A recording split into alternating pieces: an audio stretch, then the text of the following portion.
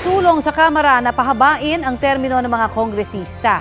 Sa inihaing resolution of both houses 8 ni Ilocos Norte 2nd District Representative Angelo Marco Barba, ginawang 5 taon ang haba ng termino ng mga kongresista mula sa kasalukuyang 3 taon. Papayagan ding magsilbi ang mga kongresista sa 2 magkasunod na termino o 10 taon.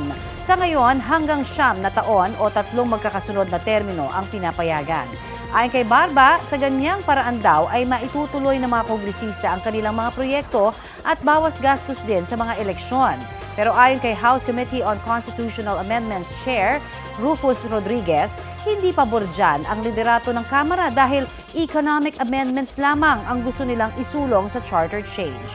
Pangamba naman ni House Majority Leader Manuel Jose Dalipe, posibleng pagdudahan ng taong bayan ang motibo ng panukala bilang pansariling interes.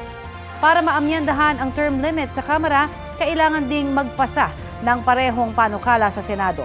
Dati nang sinabi ni Senate President Cheese Escudero na hindi prioridad ng Senado ang charter change.